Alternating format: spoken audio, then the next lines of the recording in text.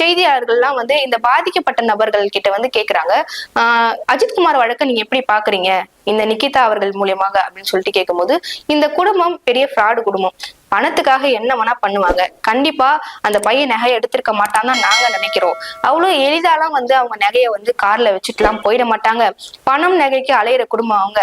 கண்டிப்பா வந்து இது ஒரு பொய் வழக்குன்னு எங்களுக்கு பார்த்தாலே தெரியுது. ஏன்னா அவங்க கிட்ட நாங்க பழகி இருக்கோம், நாங்க ஏமாந்து இருக்கோம், அதனால நாங்க சொல்றோம் அப்படின்னு சொல்லிட்டு அவங்க தரப்புல இருந்தும் சொல்லியிருக்காங்க. இது மட்டும் இல்லாம நிகிதா வந்து தன்னுடைய வீட்டை நான் வந்து வித்துடுறேன் அப்படின்னு சொல்லிட்டு ஒருத்தர்கிட்ட வந்து அட்வான்ஸா 30 லட்சம் வாங்கியிருக்காங்க.